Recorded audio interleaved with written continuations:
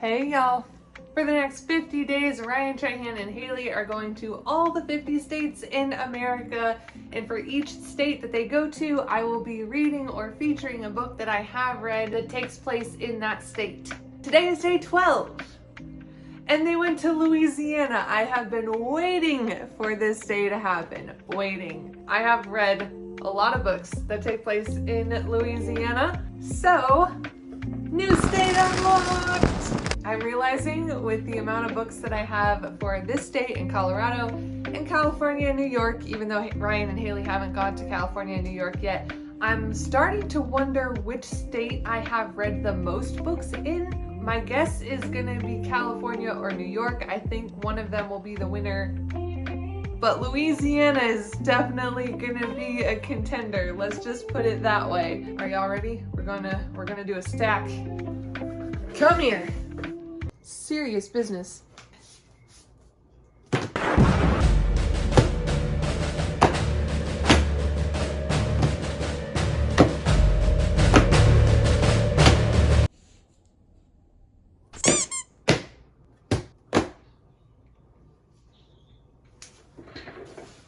Let's count them. 1, 2, 3, 4, 5, 6, 7, 8, 9, 10, 11, 12.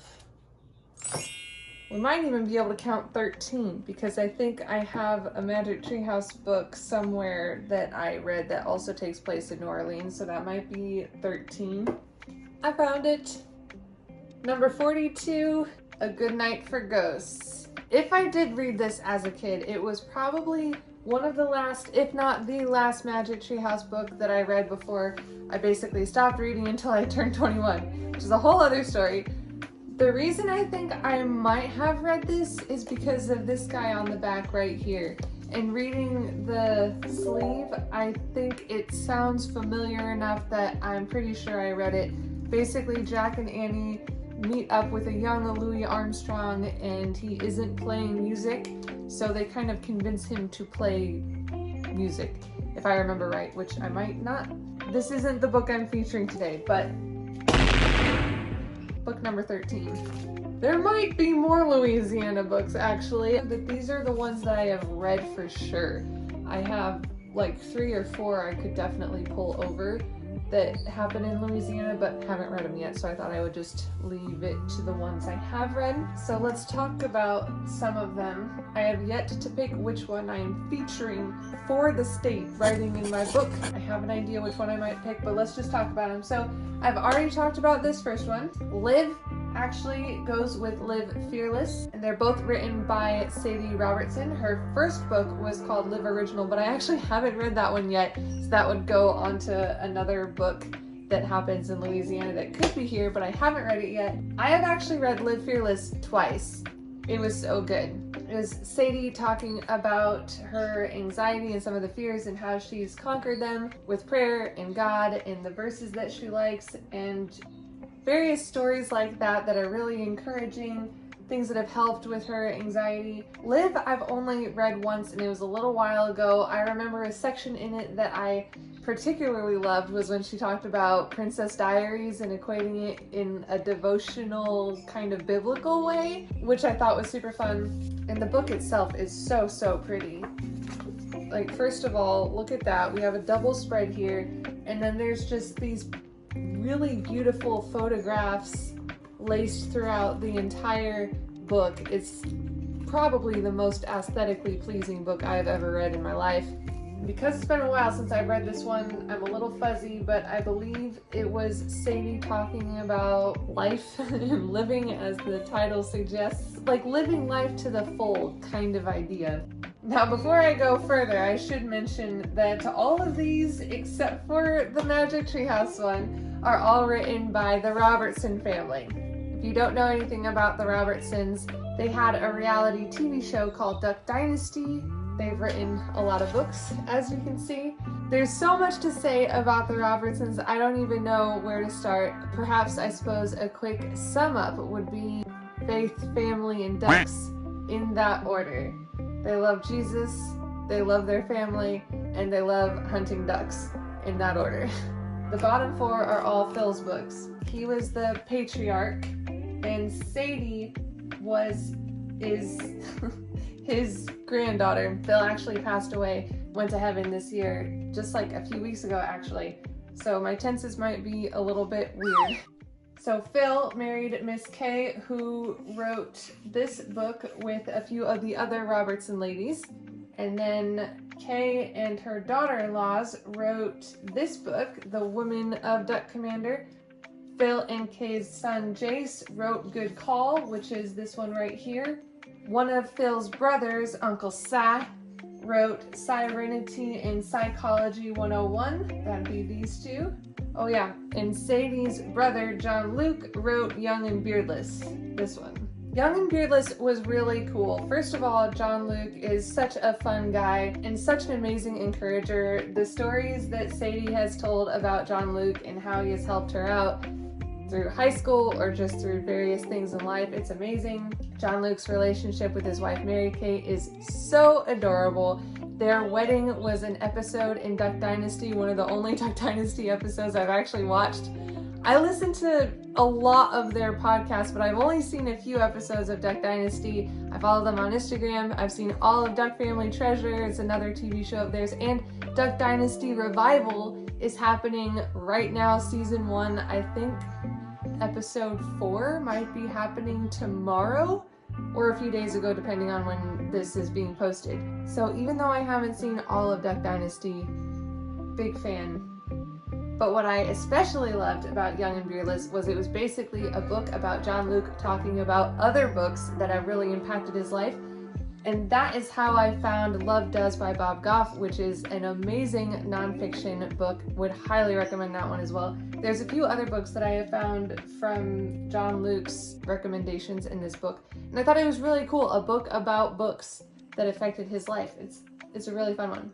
Psychology and Serenity, I believe I read those at the same time, so I'm kind of fuzzy about what they were about exactly, other than a lot of really fun stories about Uncle Cy, which you can't go wrong with that. Sister Roar, so it's by Miss Kay and her daughter-in-law Lisa. Sadie wrote the foreword, and I believe Phyllis, who's also a part of the family, wrote a small section, if I remember right, in this book. This book was like girl power, trying to sum up a lot of these since there's so many. There's more than just girl power, but going quickly, you know? Good Call, Jace wrote, if I remember right, had a lot of stories from Jace that I believe I have heard in quite a few of their podcasts. Y'all, this was like one of the first books that I read when I started reading again as an adult. So this was like a while ago. We're talking like I read Redeeming Love, I think Happy, Happy, Happy, maybe one of Sadie's books, and then Good Call. Like this was one of the OG first reads for me. It was a while ago. The Women of Duck Commander, as I mentioned earlier, is Miss Kay and her daughter-in-laws, Corey, Missy, Jess, and Lisa. Beth Clark did the book with them too. She has written books with Sadie and Katie Davis Majors, who wrote Kisses from Katie. I read in last year's reading challenge. That's a fun little tidbit. So The Women of Duck Commander is exactly as you might guess by the title. It's about Miss Kay and the daughter-in-laws, the women of their business, Duck Commander, a lot of their stories. This one was really inspirational for me, seeing the ladies in their relationship with their husbands and Jesus, and they're just really great role models, and I loved this one a lot. Happy, Happy, Happy. This is the one I am leaning towards featuring for the Louisiana book. This is about Phil. So this one goes over Phil's story before the show and his testimony, how he found Jesus, his upbringing. It can be a bit of a rough read at sometimes, but he always points it back to Jesus, and it's just an amazing testimony. You guys can see he loves to hunt, he loves the woods. I think he also had a show with Blaze TV called In the Woods with Phil. I think I saw a few clips of that. That was also fun.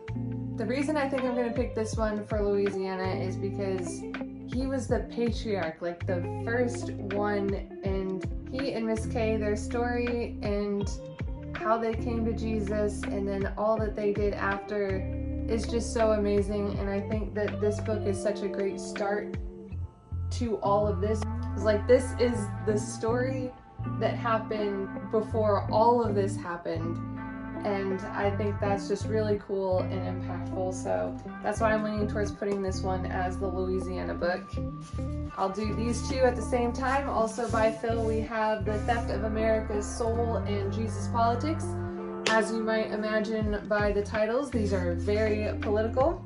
I believe I read Jesus Politics last July, and I read Theft of America's Soul the year previously. I like to read political, patriotic books in July because, you know, independence, 4th of July, America. And I wanted to learn more about our country and politics and that kind of stuff, and so I went here, and they were very informative, and I loved reading about how Phil applied the Bible to politics and found it very helpful. Uncanceled. In a world full of haters and cancelers and the like, this book is pretty helpful for how to deal with haters in our current times, or any time really, because if I remember right, there's a part where Phil talks about that it really hasn't changed, and they did the ultimate cancel of crucifying Jesus. So if they cancel Jesus, they're going to cancel us, and he has a lot of encouragement in here on kind of how to deal with that sort of stuff. Since I have read these all in the past, it's not really a recent thing, I can't really say that I recently learned this about Louisiana, and I can't pinpoint exactly if it was one of these books or one of the podcasts or one of the TV shows that I watched from the Robertsons where I learned about this, but I wanted to at least share this thing, which is crawfish. Now, if you're from the South, you're probably like, what do you mean learn about crawfish? Well, before the Robertsons, before I knew them and watched their stuff, read their stuff, all that stuff, I don't think I had ever even known what a crawfish was, except in marine biology class in college. I did have to look at a crawfish, and I didn't have to dissect it, but I needed to see a live one and identify its various parts. Thank goodness I had an awesome lab partner who was willing to do all of the handling and moving of said crawfish. It was a live one. They look like tiny lobsters.